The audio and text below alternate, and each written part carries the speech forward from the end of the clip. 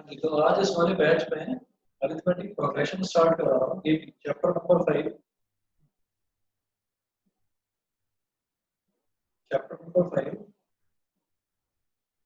Page number CRT में आप निकाल लीजिए page number 98। Chapter number 5 page number 98। Sir एक एपी में एक डाउट था सर, एक क्वेश्चन। अभी ना यहाँ इस वाले बैच में मैं जस्ट अभी स्टार्ट कर रहा हूँ, तो इन बच्चों को भी पता ही नहीं है। पहले करा दूँ इसको, फिर बता देता हूँ डाउट आपका। Okay sir. हाँ,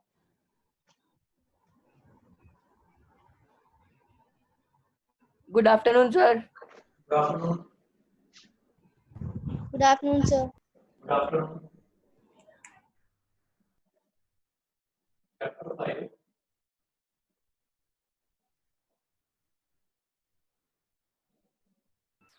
arithmetic progressions।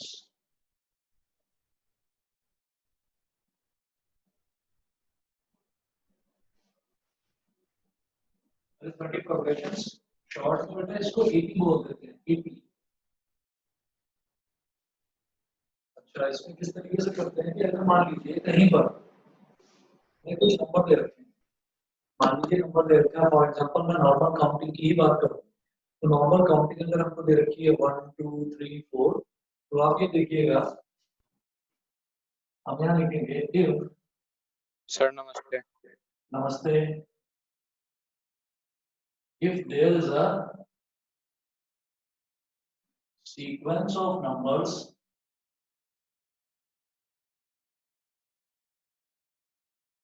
if there is a sequence of numbers given as 1 2 3 4 like this, ये चार नंबर दे रखे हैं और कहां तक जा रहे हैं ये हमको नहीं पता, ये इंफिनिटी तक जा रहे हैं, तो 1 2 3 4 आगे डॉट डॉट डॉट करके हमने छोड़ दिए।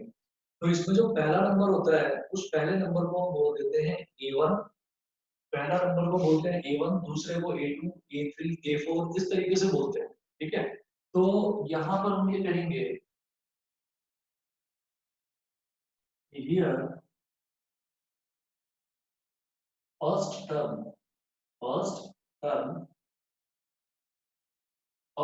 को हम बोलते हैं a1। फर्स्ट टर्म क्या है, पहली टर्म क्या है 1, तो a1 इज इक्वल टू 1। बेटा सेकंड टर्म को हम बोलते हैं a2 क्या है, दूसरी टर्म क्या है 2, a2 हो गया 2। थर्ड टर्म जो तीसरी टर्म है वो क्या है a3 is equal to 3, like this, ठीक है। तो अब हम एक काम करते हैं, जो हमारे पास ये एक के बाद एक जो टर्म्स आती है ना उनको हम बोलते हैं कॉन्सिक्यूटिव टर्म्स। जो एक के बाद एक टर्म्स आती हैं उनको हम बोलते हैं कॉन्सिक्यूटिव टर्म्स। तो अगर बाद वाली जो टर्म है, जो दो कॉन्सिक्यूटिव टर्म्स है मान लो कोई भी हमारे पास, उसमें जो बाद वाली टर्म है, बाद वाली टर्म में से जस्ट पहले वाली टर्म को अगर मैं सब्ट्रैक्ट कर दूं तो देखता हूँ कि रिजल्ट क्या आता है।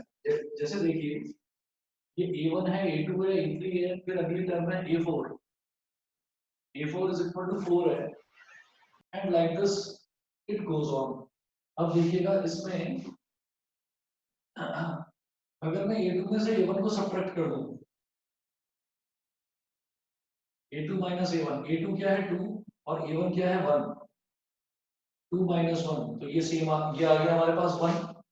फिर आप क्या करिए, अगली दो कंसेक्यूटिव टर्म पकड़ो। कंसेक्यूटिव टर्म का मतलब होता है एक के बाद एक आने वाली टर्म्स को हमने पकड़ लिया, ठीक है। तो मैंने बोला कि बाद वाली टर्म है a3 और उससे जस्ट पहले वाली टर्म है a2, मैंने बोला a3 माइनस a2, तो a3 क्या है 3 और a2 क्या है 2, 3 माइनस 2 करा तो भी 1 आ रहा है रिजल्ट। इसी तरह से अगली दो कंसेक्यूटिव टर्म्स को दो, a4 माइनस a3 अगर हम करेंगे तो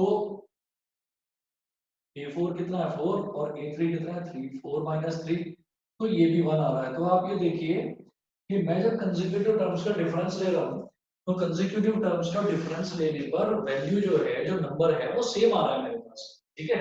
वो नंबर क्या आ रहा है 1 1 1 1 ही आ रहा है लगातार नंबर। तो अब हम क्या करेंगे, जैसे हमने देखा कि लगातार मैं कर रहा हूं तो मेरे पास नंबर 1 ही आ रहा है, तो हम ये कहेंगे since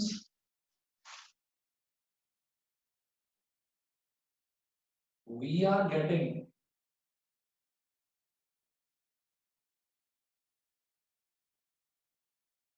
since we are getting a same और ब्रैकेट में लिखिएगा common, since we are getting a same और common difference,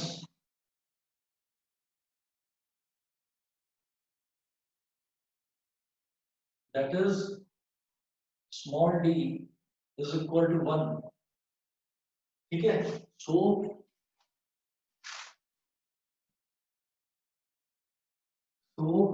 this sequence, बेटा वीडियो सबको प्रॉपर दिखाई दे रहा है ना? Yes, sir. Yes, sir. Okay, so this sequence of numbers is called an AP. This sequence of numbers is called an AP. Since we are getting a same or common difference, हमको same difference मिल रहा है, common difference मिल रहा है 1. इसी तरीके से तो जब मेरे पास common difference आता है ना, मतलब difference जब common आता है, common मतलब same difference आता है, तो मैं बोल देता हूँ कि वही जो sequence of number है वो उसको हम arithmetic progression बोलेंगे, AP बोलेंगे. इसी तरह से हम इसमें एक एग्जांपल और देख सकते हैं, जैसे हमने कहा कि 100, एक और एग्जांपल देखिए, suppose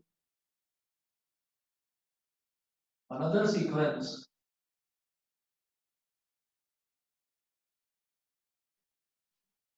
is given as,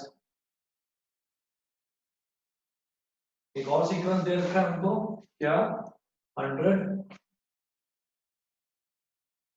70, 40, 10 dot dot dot, ये दे रखा है.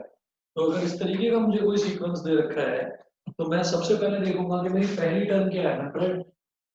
तो फर्स्ट टर्म को बोलेंगे A1, A1 हो गया 100. सेकंड टर्म है 70 यानी कि A2, A2 हो गया 70. थर्ड टर्म है 40 यानी कि A3 हो गया 40. और फोर्थ टर्म है 10 यानी कि A4 हो गया 10. ठीक है, and like this, dot dot dot का मतलब क्या है कि ऐसे ही टर्म्स आगे बढ़ती चली जाएंगी. तो मुझे किसी भी सीक्वेंस को देखकर जनरली मेरे से क्वेश्चन पूछा जाता है कि जो गिवन सीक्वेंस है क्या वो एक एपी फॉर्म कर रहा है या नहीं कर रहा है. जो सीक्वेंस मुझे दे रखा है whether it is an AP और नॉट, ये आप बताइए. तो ऐसे में हम क्या करते हैं, फिर वही काम करेंगे, हम कॉन्जिक्यूटिव टर्म्स को लेंगे. कॉन्जिक्यूटिव टर्म्स मतलब एक के बाद एक आने वाली टर्म. मैंने लिया A1 और A2, तो हम यहाँ पर करेंगे A2 माइनस A1. बाद वाली टर्म में से पहले वाले टर्म को सब्ट्रैक्ट कर देंगे, क्या होगा, 70 माइनस 100 करेंगे तो रिजल्ट आ जाएगा -30. फिर देखिए अगले दो कंसेक्यूटिव टर्म्स लीजिए, A2 और A3. तो वो A3 में से आप A2 को सब्ट्रैक्ट कर दीजिए, क्या आएगा, 40 माइनस 70. 40 माइनस 70 अगेन -30 आ गया. फिर आप A4 में से A3 को सब्ट्रैक्ट कर दीजिए, A4 माइनस A3 क्या आ गया, 10 माइनस 40. 10 माइनस 40 ये भी -30 आ गया. तो हमने जो ये करके देखा, तो हम ये देख रहे हैं कि मेरे पास जो डिफरेंस है वो सेम आ रहा है. सेम मतलब कॉमन आ रहा है डिफरेंस, कॉमन मतलब एक जैसा डिफरेंस. हर एक कॉन्सेक्यूटिव टर्म्स को जब सब्ट्रैक्ट कर रहा हूँ, -30 -30 -30 सेम डिफरेंस आ रहा है. तो यहाँ पर भी हम ये कहेंगे since common difference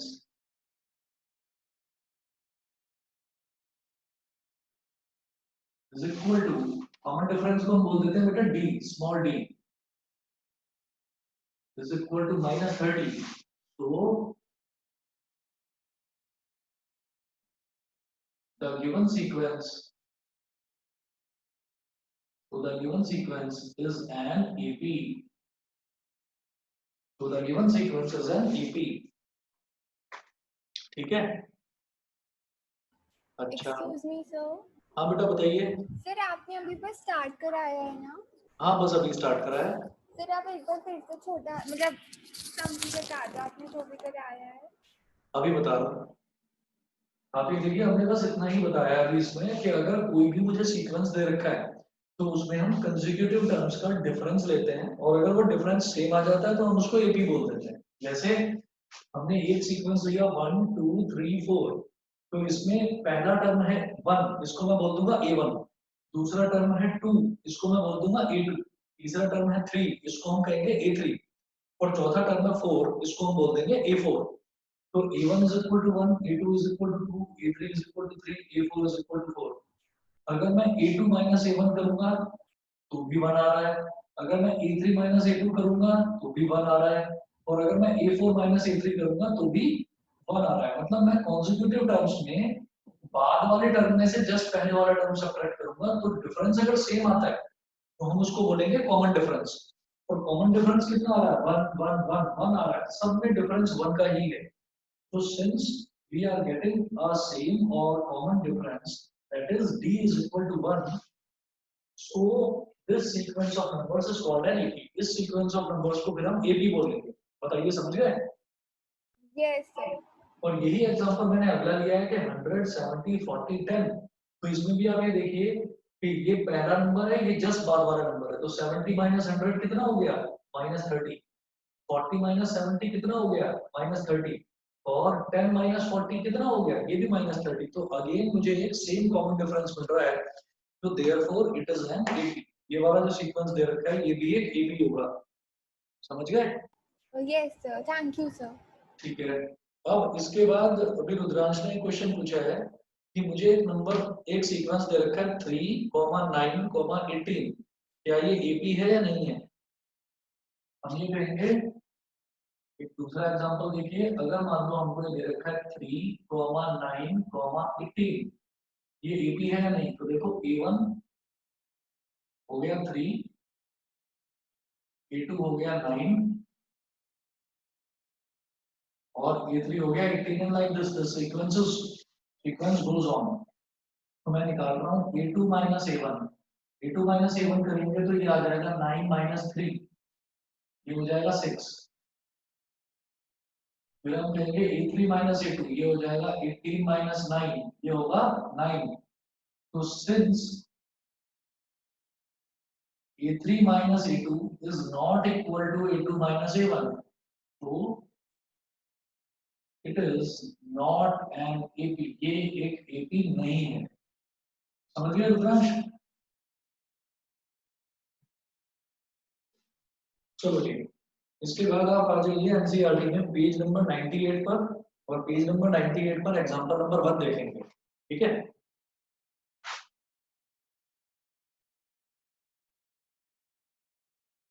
page number 98 example 1। Example 1 में मुझे एक सीक्वेंस दे रखा है और ये पूछ रहे हैं कि वो जो सीक्वेंस है वो एक एपी है या नहीं है, ये पूछा जा रहा है। तो देखिए पहले तो सीक्वेंस देखते हैं क्या है। एक इन्होंने बोला for the AP 3 2 3/2 for the AP. अच्छा, दे रखा है कि ये एपी है। Right the first term A and the common difference D. For the AP, AP क्या गिवन है हमको? 3/2 comma 1/2 comma -1/2 comma -3/2 dot dot dot. ये एक सीक्वेंस दे रखा है, वो पूछ रहे हैं कि आप बताइए ये एपी है या नहीं है। सॉरी, इसका फर्स्ट टर्म और कॉमन डिफरेंस बताओ। दे रखा है कि ऑलरेडी दे रखा है कि ये एपी है। तो देखिए जैसे हम फर्स्ट टर्म को बोल रहे हैं ना A1, तो फर्स्ट टर्म को जनरली स्मॉल a भी बोला जा सकता है। आप A1 बोलने की जरूरत नहीं है। फर्स्ट टर्म जो पहली टर्म है उसको सिंपली a बोल सकते हैं, स्मॉल a। ठीक, तो देखिएगा ये स्मॉल a जो फर्स्ट टर्म है वो तो मुझे मालूम ही है, दिखाई दे रहा है कि 3/2 ही है फर्स्ट टर्म। ठीक है, अब ये पूछ रहे हैं कि कॉमन डिफरेंस बताइए। कॉमन डिफरेंस क्या होगा? आप इसमें से सेकंड टर्म में से फर्स्ट टर्म को सब्ट्रैक्ट कर दीजिए बस। A2 माइनस A1, A2 क्या है 1/2 माइनस A1 क्या है 3/2। तो दोनों में डिनोमिनेटर तो सेम है, 2 है। 1 माइनस 3 कितना हो जाएगा? -2/2। 2 से 2 कैंसिल, 1 आ गया, ये हो गया -1। ठीक, तो A तो हो गया 3/2 एंड D हो गया -1। ठीक है, ए हो गया 3/2 और डी हो गया -1। अब आप सोचो कि मैंने यहाँ पर a2 माइनस a1 करा है, क्या मुझे a3 माइनस a2 भी करना चाहिए? मतलब दिस माइनस दिस, क्या मुझे a4 माइनस a3 भी करना चाहिए? कोई जरूरत नहीं है। वो सेम होगा। हाँ, क्योंकि पहले से ही दे रखा है फॉर द एबी। जब मुझे पहले से ही बताया कि ये एबी है, तो आप सबसे आसान वाला उठाओ, फिर सेकंड टर्म में से फर्स्ट टर्म को सब्ट्रैक्ट कर दो। तो सबसे आसान वाला उठाइए और वो करिए।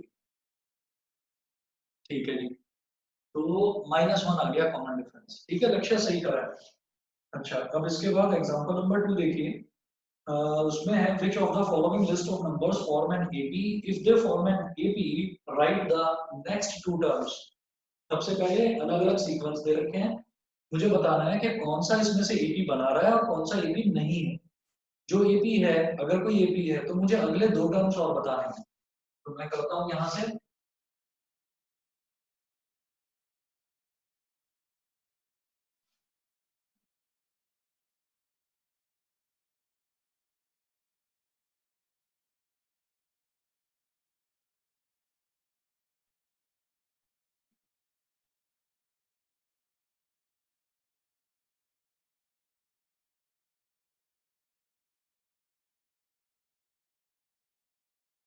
देखिए example number 2 which of the following list of numbers form an AP? Example 2 का फर्स्ट पार्ट। एग्जांपल 2 का फर्स्ट पार्ट, पहला सीक्वेंस देखते हैं क्या दे रखा है।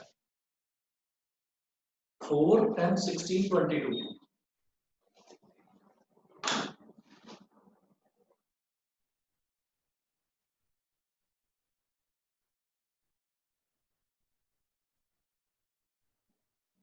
देखिएगा here a1 is equal to 4, a2 is equal to 10,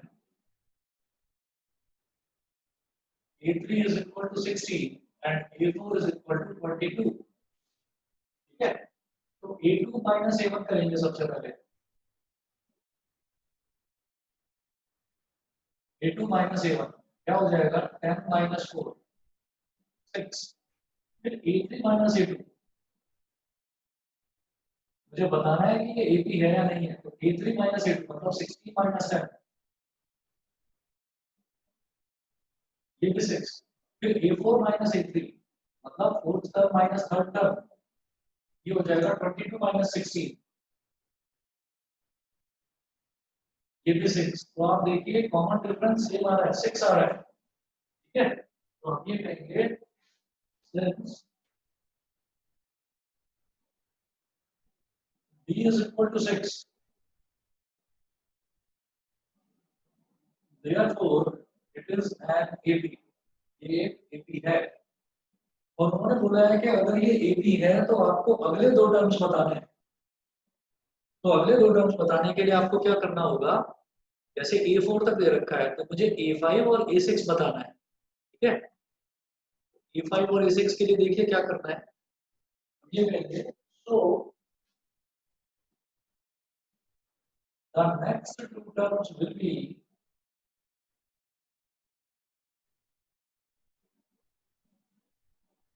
मुझे ये A1 A2 A3 A4 यानी कि 22 तक ये दे रखा है, A4 तक दे रखा है। तो अगला टर्म हो जाएगा बेटा A5 हो जाएगा A4 प्लस 6। तो A4 इसमें क्या है 22, 22 प्लस 6 हो गया 28। फिर अगला टर्म A6 ये हो जाएगा A5 प्लस 6 मतलब पांचवें टर्म में कॉमन डिफरेंस को ऐड करो, 6 को ऐड करो। तो पांचवा टर्म क्या आया मेरे पास, A5 क्या आया 28, 28 प्लस 6 हो गया 34। ठीक है, सभी बच्चों को समझ में आ गया? Yes, sir. Excuse me, sir. Yes, sir. हाँ जी बताइए, पूछ रहे हैं, हाँ बताओ। Yes, sir.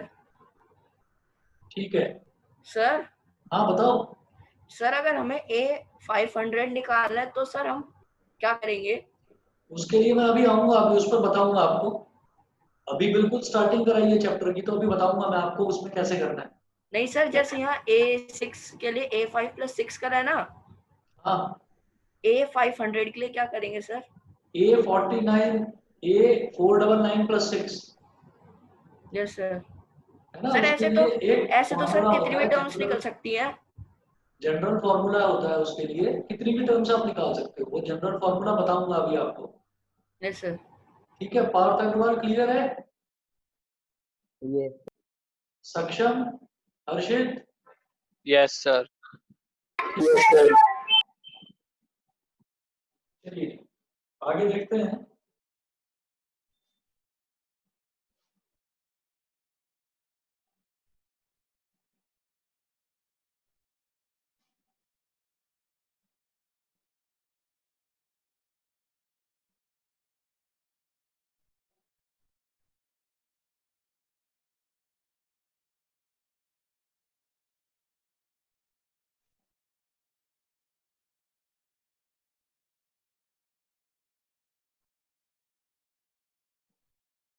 चलो सेकंड पार्ट देखिए इसका, 1 - 1 -3 -5।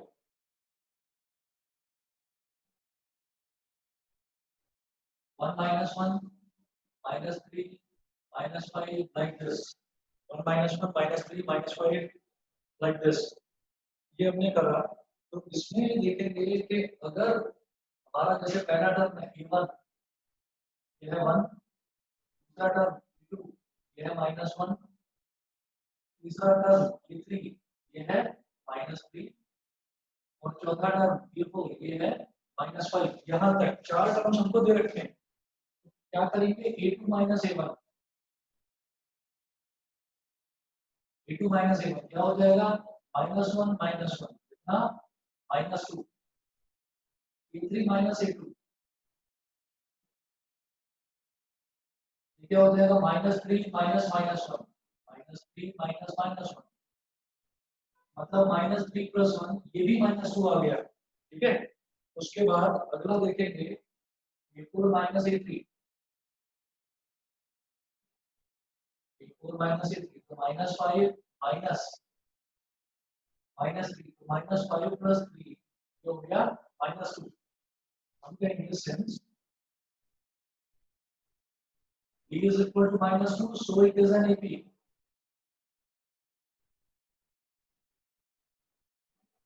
ये भी एक AP होगा, और जब ये भी AP होगा तो इसके अगले दो टर्म्स निकालने होंगे। A4 तक मेरे पास है, A5 और A6 निकालना है, तो A5 हो जाएगा A4 + -2, मतलब उसमें कॉमन डिफरेंस ऐड कर देना है। तो A4 कितना था, -5, और प्लस माइनस मतलब माइनस, -5 -2 ये हो गया -7। A6 निकालेंगे तो ये हो जाएगा A5 + -2, और A5 कितना आया, -7 + -7 -2 कितना हो गया, -9। A5 की वैल्यू -7 आ गई और A6 की वैल्यू -9 आ गई। ठीक है, चलिए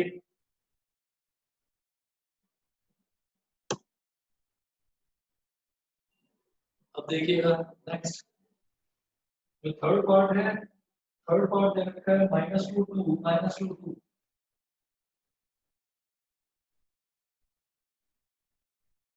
-2 comma +2 comma -2 comma +2 and like this dot dot dot ऐसे करके छोड़ दिया।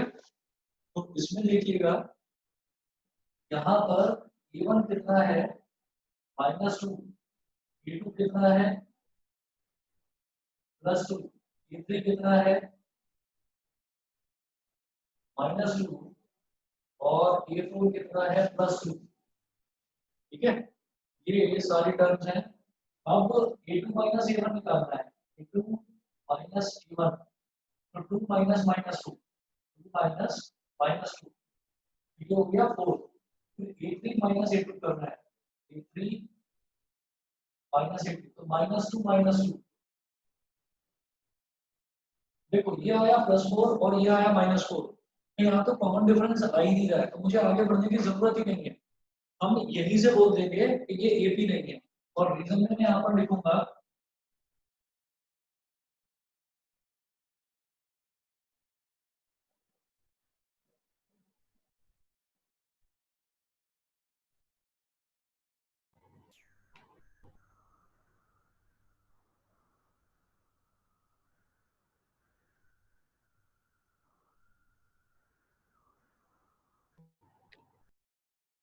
रीजन में मेंशन करिए यहाँ पर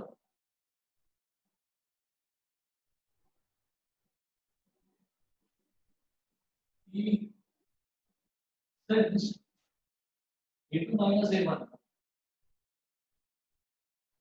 a2 minus a1 is not equal to a3 minus a2,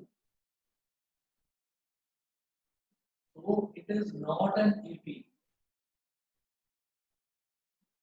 अच्छा, कंसेक्यूटिव नंबर क्या होते हैं कि जैसे मान लीजिए हमारे पास मान लो कोई भी सीक्वेंस दे रखा है, तो सीक्वेंस में कोई फॉर्मेट हो या ना हो ये जरूरी नहीं है, वो कैसा भी सीक्वेंस हो सकता है कि भाई हमको एक सीक्वेंस में नंबर लिख कर दे रखे हैं, तो -2 2 -2 2, तो इसका मतलब मेरे को एक के बाद एक जो नंबर लिखे हुए हैं मैं उन्हीं को कॉन्सेक्यूटिव नंबर्स बोलता हूँ। -2 है तो ये पहला नंबर है, इसका कॉन्सेक्यूटिव नंबर क्या दे रखा है एज पर दिस सीक्वेंस, इस सीक्वेंस के हिसाब से इसका कॉन्सेक्यूटिव नंबर क्या दे रखा है 2, इस सीक्वेंस के हिसाब से 2 का कॉन्सेक्यूटिव नंबर क्या है -2, तो ये कॉन्सेक्यूटिव नंबर्स ही है, वो डिपेंड करता है कॉन्सेक्यूटिव नंबर, तो हर सीक्वेंस में जो एक के बाद एक नंबर लिखे रहते हैं वो कॉन्सेक्यूटिव होते हैं, जैसे ये -2 है और ये -2 है, तो ये दोनों नंबर कॉन्सेक्यूटिव नहीं है, लेकिन ये वाला 2 और ये वाला -2 ये कॉन्सेक्यूटिव है, ये -2 और ये +2 ये कॉन्सेक्यूटिव है, क्योंकि ये एक के बाद एक आ रहा है, तो एक के बाद एक आने वाले नंबर को ही कॉन्सेक्यूटिव नंबर कहते हैं, वो भले ही उनमें कोई कॉमन डिफरेंस हो या ना हो। बताइए समझ में आ गया? सर तो वो नंबर्स रिपीट भी हो सकते हैं जैसे यहाँ पे हो रहे वो हैं। नंबर कैसे भी हो सकते हैं, आगे पीछे उल्टे सीधे कैसे भी हो सकते हैं, बस जो सीक्वेंस है ना उसमें वो लाइन से लिखे हुए हैं, उसकी पोजीशन पर डिपेंड करता है कॉन्सेक्यूटिव नंबर, जैसे ये पहली पोजीशन है A1, ये दूसरी पोजीशन है A2, ये तीसरी पोजीशन है A3, तो ये A1 A2 A3 A4 ये कॉन्सेक्यूटिव ही है। ओके सर अब समझ आ गया। यस हाँ, अच्छा, अब इसके बाद अगला देखते हैं फोर्थ पार्ट छोड़ दूं, कर लोगे अपने आप? Yes, sir. Yes sir. Fourth part में छोड़ रहा हूँ, अपने आप कर सर लेना। फोर्थ पार्ट तो एपी है। फोर्थ पार्ट एपी नहीं है, सर मेरा तो फोर्थ आ पार्ट रहा है। एपी नहीं है क्योंकि इसमें a2 -a1 0 है, a3 -a2 0 है, लेकिन a4 -a3 वो 1 है। 1 आ रहा है, वो 0 नहीं है, तो सर सभी कॉन्सेक्यूटिव नंबर्स का डिफरेंस सेम होना चाहिए। Yes sir. इसके बाद तो हम एक्सरसाइज स्टार्ट करते हैं, एक्सरसाइज 5.1 पेज नंबर 99।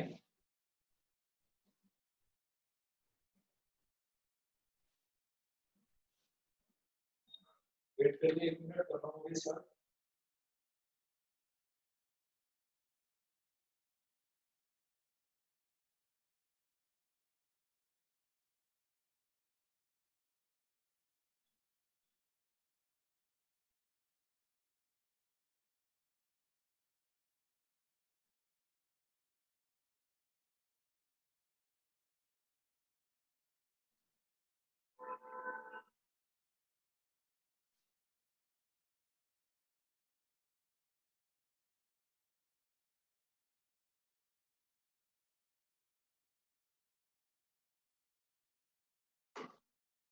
चलिए एक्सरसाइज 5.1 में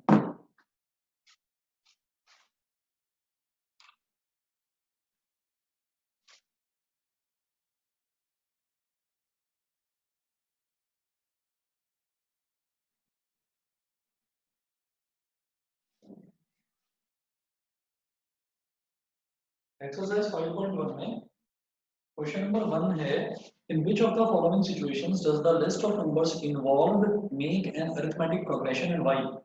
इसमें पूछ रहे हैं कि कौन से ये जो लिस्ट ऑफ नंबर्स इतने दे रखे हैं इसमें कौन सी कंडीशन ऐसी है जिसमें एबी बन रहा है और किसमें एबी नहीं बन रहा है, ये हमको बताना है। तो देखिएगा, फर्स्ट है the taxi fare after each kilometre when the fair is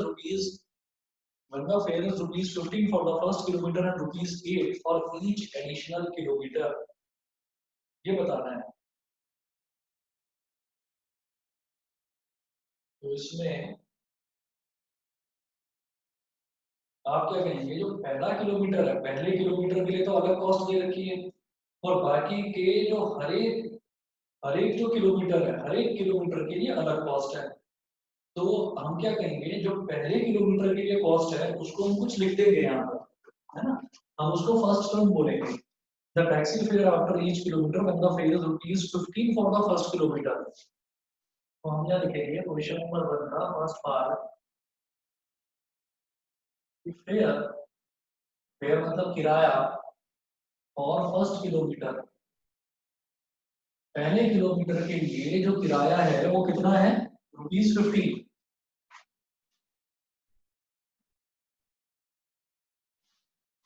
fair और सेकंड किलोमीटर, अब वो बोल रहा है पहले किलोमीटर के लिए तो आपको ₹15 देना है, लेकिन उसके बाद हर एक किलोमीटर के लिए आपको 8-8 रुपए हर एक एडिशनल किलोमीटर 8-8 रुपए देने हैं। तो पहले किलोमीटर के लिए ₹15 आप दे चुके हो, अब अगले किलोमीटर के लिए आपको 8 रुपए देने हैं, तो 15 आप ऑलरेडी दे चुके हो, 15 प्लस 8 कितना हो गया, 23। फेयर और थर्ड किलोमीटर, थर्ड किलोमीटर के लिए आपको 8 रुपए और देने हैं, 23 आप दे चुके हो, 8 रुपए और दो, कितना हो गया, 31। 31। एंड लाइक दिस, इसी तरीके से आगे बढ़ता चला जाएगा ये। तो हम ये बोलेंगे कि पहले किलोमीटर के लिए जैसे ₹15 है, इसको बोल दो फर्स्ट टर्म यानी कि A1। दूसरे किलोमीटर के लिए आपको टोटल कॉस्ट कितनी देनी पड़ रही है, 23, इसको A2 बोल दो और इसको A3 बोल दीजिए। हम ये कहेंगे since A2 minus A1 is equal to 23 minus 15 is equal to ₹8. A3 minus A2 is equal to 31 minus 23 is equal to ₹8। तो जब कंसेक्यूटिव किलोमीटर्स का जब मैं डिफरेंस निकाल रहा हूँ कॉस्ट का, तो वो सेम आ रहा है ₹8 का, तो मैं कहूंगा yes it is an AP.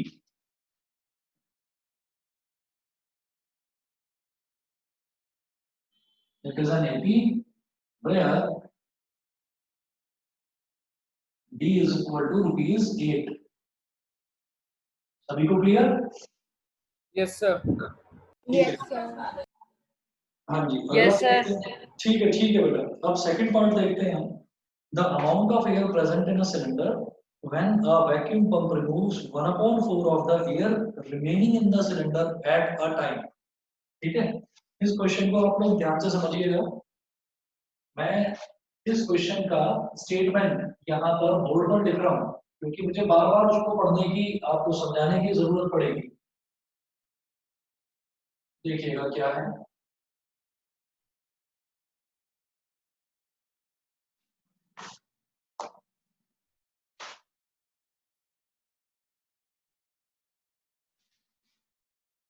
Second part में the amount of air present in a cylinder,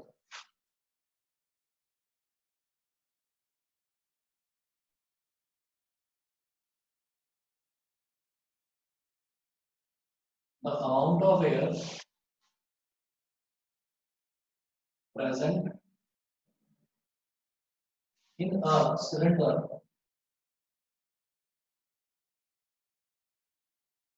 the amount of air present in a cylinder when a vacuum pump removes when a vacuum pump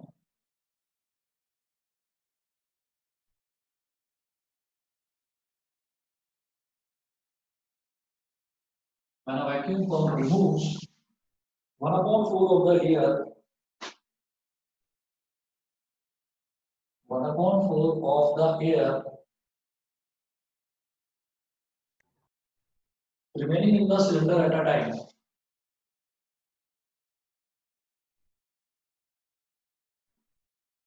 remaining in the cylinder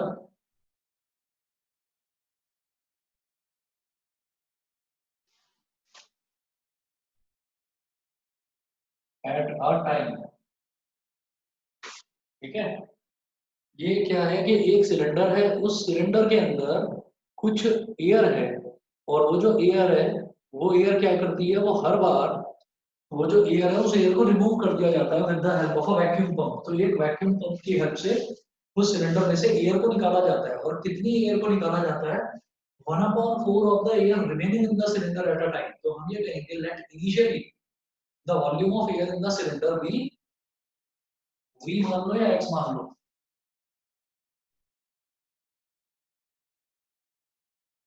let Initially, the volume of air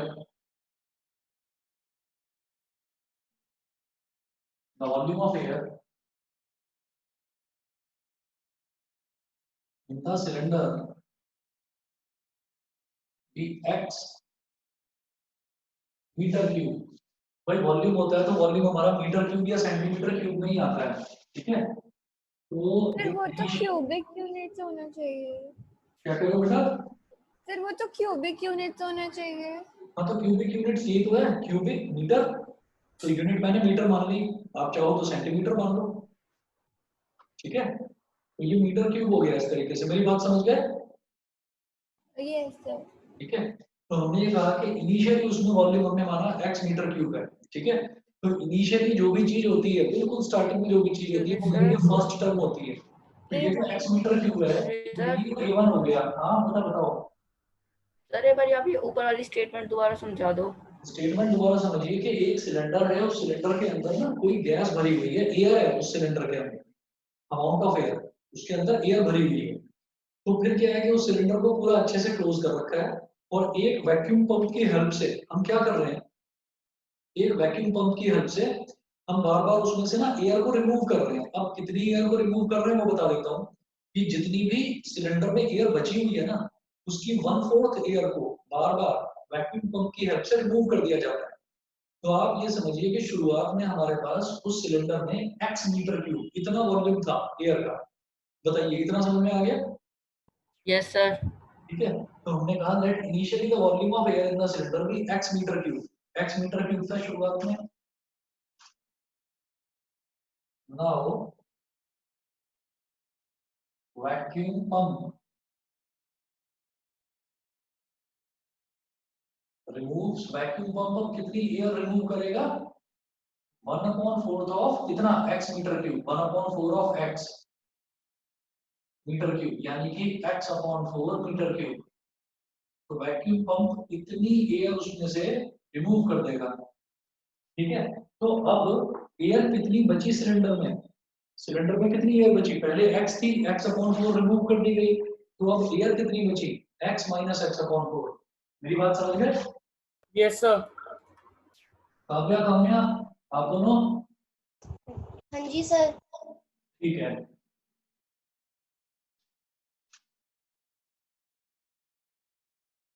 अब देखिएगा,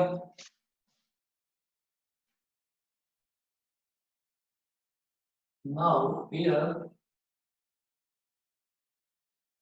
remaining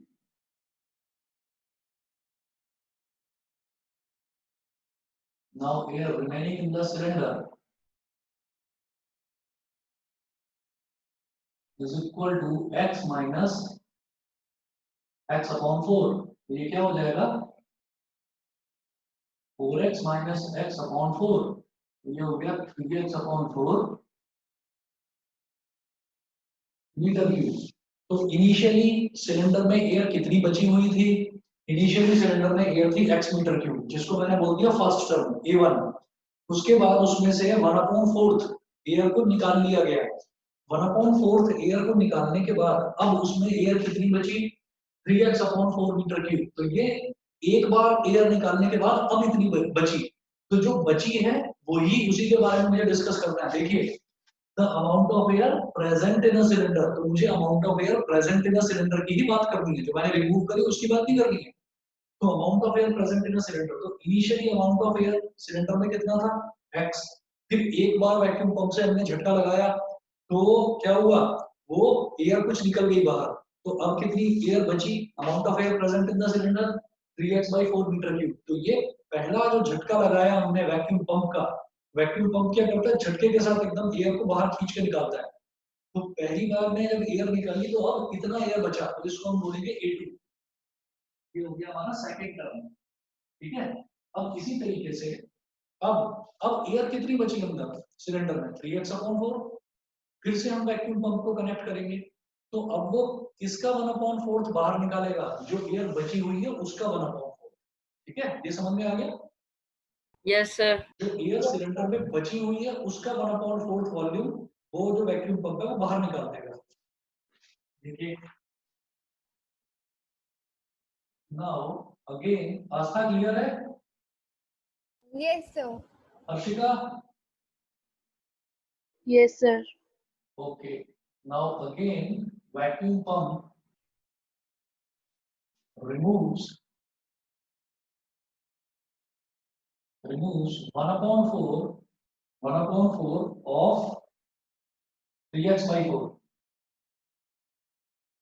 1/4 बीच में कहो तो मैं लिख देता हूँ of का मतलब होता है multiply metre cube of air, इतनी एयर बाहर निकाल देगा। ये कैसे होगा? 1/4 मल्टीप्लाइड बाई 3x by 4, ये हो गया 3x/16 metre cube of air. अब जब दोबारा से वैक्यूम पंप को लगाया तो उसने इतनी एयर को बाहर निकाल दिया, तो अब एयर कितनी बची? Now X minus 3. ना ना ना, अभी 3x by 4 थी, तो इसमें से इसको सबट्रैक्ट करेंगे, समझ गए? Yes, sir. Now air remaining in the cylinder is equal to, अब एयर कितनी थी उसके अंदर? 3x/4, अननोन क्लियर है ना? और Sir, clear है। ठीक है, 3x/16 निकाल लिया गया, तो 3x/4 माइनस 3x/16, तो दोनों का एलसीएम लिया तो 16 आ गया, 4 4 16, 4 3 12, तो 12x माइनस 3x, तो ये मेरे पास बचता है अब 9x/16 मीटर क्यूब। ठीक है, तो इनिशियली एयर कितनी थी सिलेंडर में? x मीटर क्यूब, फिर कुछ वैक्यूम पंप से निकाला तो अब सिलेंडर में एयर कितनी थी? 3x/4, फिर हमने वैक्यूम पंप से कुछ एयर को बाहर निकाला तो अब सिलेंडर में एयर कितनी है? 9x/16, तो इसको बोल दिया थर्ड टर्म। तो A1 A2 माइनस A1 करेंगे और A3 माइनस A2 करेंगे, अगर सेम है तो ये AP है, नहीं तो ये AP नहीं है। ठीक है, तो देखिएगा करते हैं आगे।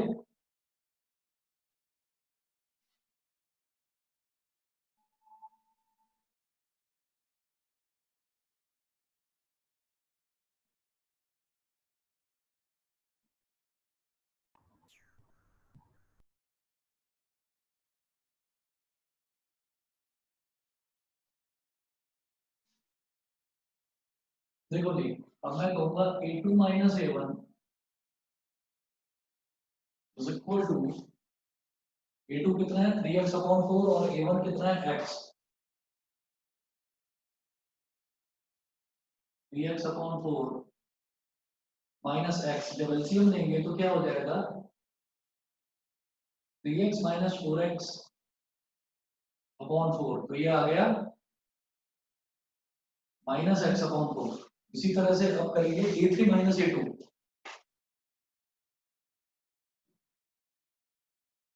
A3 माइनस A2, तो A3 कितना है? A3 आया था 9x/16 माइनस A2 कितना था? 3x/4, एलसीएम लेंगे तो ये आ गया 16, 9x माइनस 4 4 16, 4 3 12, ये हो गया माइनस 3x/16, और ये दोनों इक्वल नहीं है, तो हम यहाँ कहेंगे कि सिंस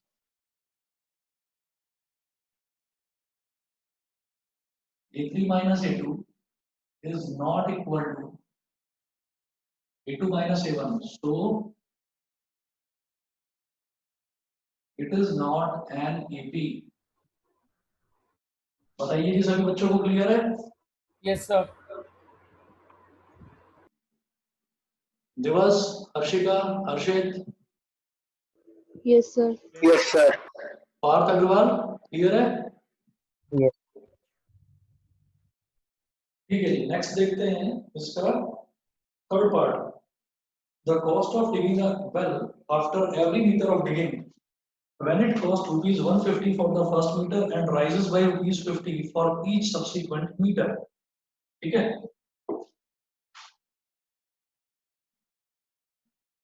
थर्ड पार्ट में ये क्या बोल रहे हैं?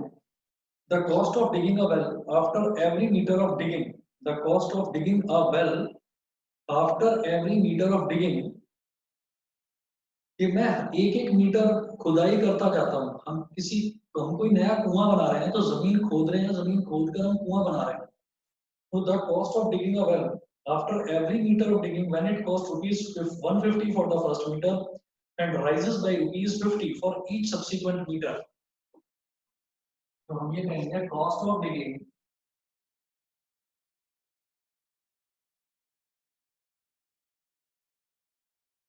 वन मीटर, मतलब अगर 1 मीटर ही कुआं खोदना है, 1 मीटर जमीन खोदने की कीमत है ₹150।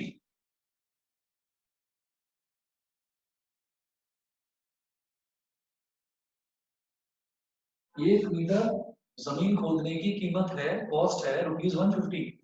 फिर अगला हर एक मीटर खोदने की कीमत जो है वो 50-50 रुपए बढ़ जाती है। मैं लिखूंगा cost of digging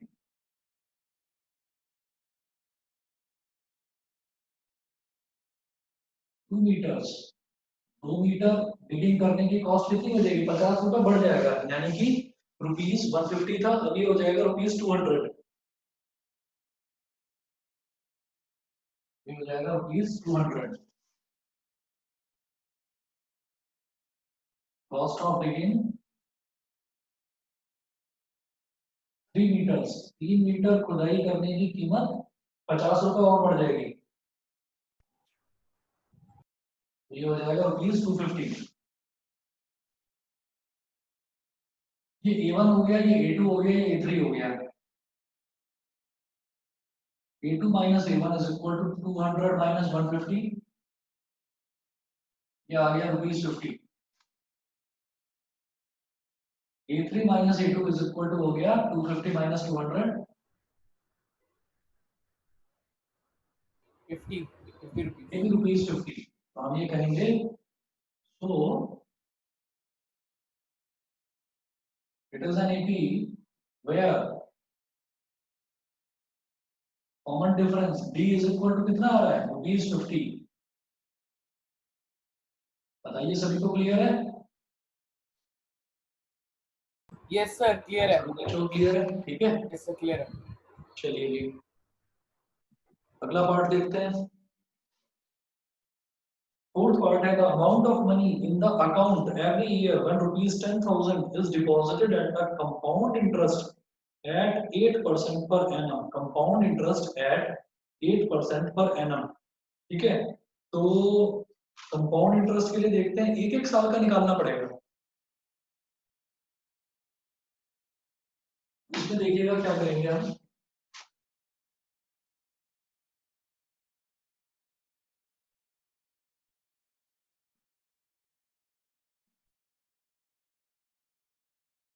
compound interest का जो फॉर्मूला होता है ना, जैसे सिंपल इंटरेस्ट का फॉर्मूला होता है, उसमें हमारे पास जब हम कैलकुलेट करते हैं तो सीधा सीधा इंटरेस्ट ही निकलता है। लेकिन जब अमाउंट निकालना होता है तो हमें क्या करना होता है, हमें प्रिंसिपल और इंटरेस्ट दोनों को ऐड करना पड़ता है। लेकिन कंपाउंड इंटरेस्ट का जो फॉर्मूला होता है उसमें सीधा अमाउंट ही निकलता है। तो अब क्या है कि यहाँ पर the amount of money in the account every year, के अकाउंट में कितना अमाउंट है वो बताना है एवरी ईयर, हर साल। तो सीधा अमाउंट का ही फॉर्मूला जो हमें पता है कंपाउंड इंटरेस्ट का, अगर आप लोगों को याद नहीं है तो मैं लिख रहा हूँ। फोर्थ पार्ट है अमाउंट इज इक्वल टू होता है बेटा P into 1 plus R upon 100 की होल पावर n। ये फॉर्मूला होता है अमाउंट निकालने का फॉर कंपाउंड इंटरेस्ट, याद है? No, Yes sir. sir.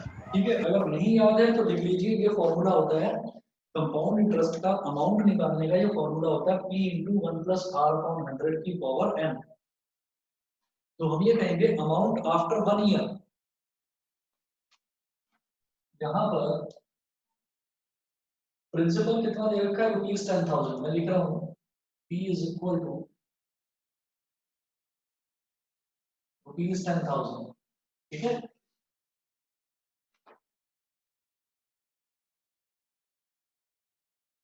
is deposited at compound interest at 8% per annum. तो जो रेट ऑफ इंटरेस्ट है वो दे रखा है 8%, और ये जो n होता है बेटा ये होता है नंबर ऑफ इयर्स। तो हम ये कहेंगे initially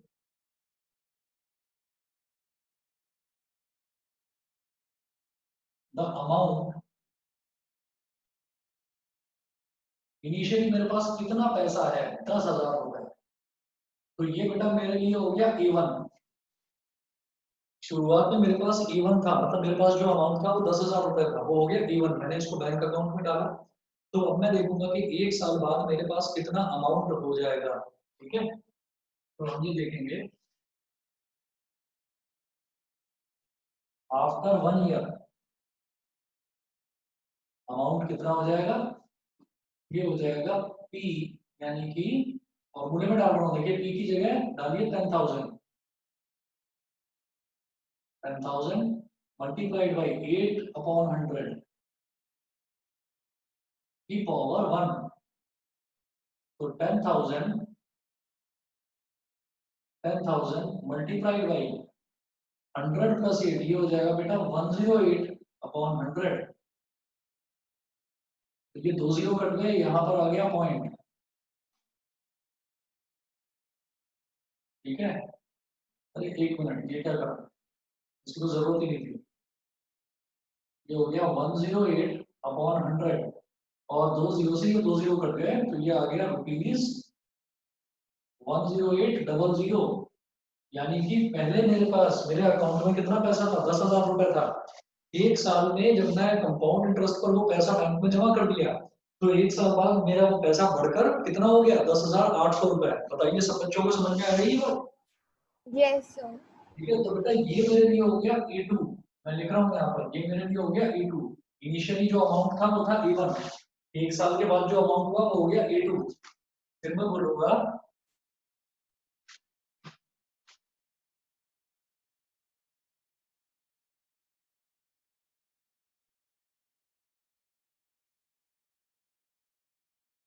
the amount after 2 years,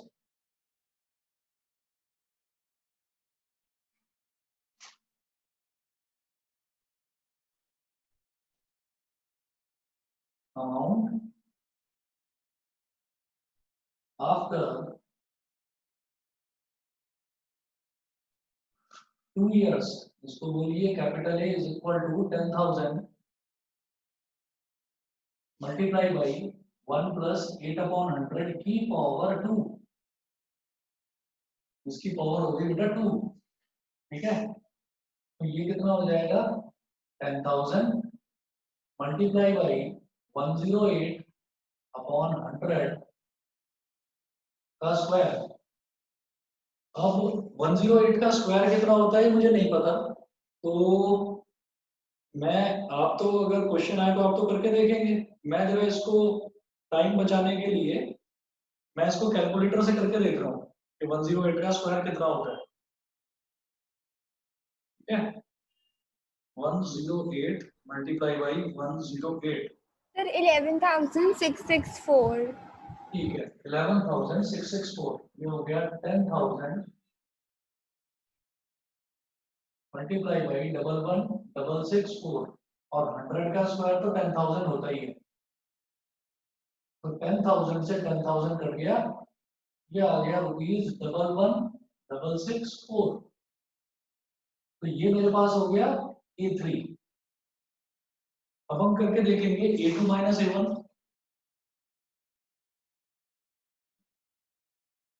तो A2 माइनस A1 कितना होगा, 10,800 माइनस 10,000,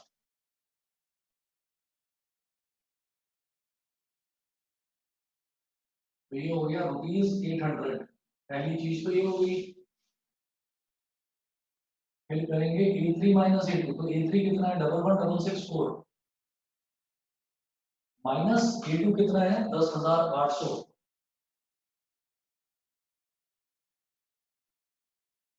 सबट्रैक्ट करेंगे कितना हो जाएगा, 4 माइनस 0 4, 6 माइनस 0 6, 16 माइनस 8 864। तो कॉमन डिफरेंस सेम नहीं आ रहा है, हम कहेंगे since A2 minus A1 is not equal to A3 minus A2. So it is not an AP. बताइए सब बच्चों को समझ में आ गया? Yes, sir. ठीक है, अच्छा। और क्वेश्चन नंबर 2, 3 और 4 ये आपको करना है। पूरी एक्सरसाइज कंप्लीट करनी है आपको। एक्सरसाइज 5.1 का पहला क्वेश्चन जिसके 4 पार्ट थे मैंने करा दिए। क्वेश्चन नंबर 2, 3 और 4 के 15 पार्ट्स हैं, ये आपको करना है। तो बस इतना है आपका आज के लिए होमवर्क, ये करना है, बाकी कल करेंगे। ठीक है, ओके चलिए सर। जी। और मैं ग्रुप पर लिखकर डाल चुका हूँ कि मैं सेकंड बैच में ट्रिग्नोमेट्री स्टार्ट कराऊंगा बिल्कुल स्टार्टिंग से। तो अगर आप में से कोई बच्चा कर भी चुका है ट्रिग्नोमेट्री और आप चाहते हैं कि आपको रिवीजन करना है तो आप वहां पर कर सकते हैं, आप सेकंड बैच में आ सकते हैं। मैं आईडी दोनों ही ग्रुप्स पर, मैं आईडी और पासवर्ड दोनों ही ग्रुप्स पर भेजूंगा। ठीक है, तो जो बच्चा सेकंड बैच में भी आज करना चाहे कर सकेगा। और अगर किसी को लगता है कि नहीं मैं कर चुका हूँ, मेरे को नहीं जरूरत है, तो वो ना करे, कोई प्रॉब्लम नहीं। ठीक है, और टेस्ट पेपर आपको कल भेजूंगा। ठीक है, टेस्ट पेपर आज नहीं भेजूंगा, कल भेजूंगा। सर मैं आऊंगा शाम। ठीक है बेटा, कर लेना, कोई प्रॉब्लम नहीं। Thank you Yes, sir. Sir. Sir मैं भी आऊंगा। Bye, sir. Okay, no problem. मैं तो पूरे ग्रुप पर भेजूंगा, जिस जिसको ज्वाइन करना हो कर लेगा, कोई प्रॉब्लम नहीं है। Okay, thank you sir sir. Homework की फोटो खींच के भेजनी है ना? हाँ जी, बिल्कुल भेजनी है। ठीक है sir, thank you sir. Thank you okay sir. Okay okay okay, नमस्ते भाई, नमस्ते।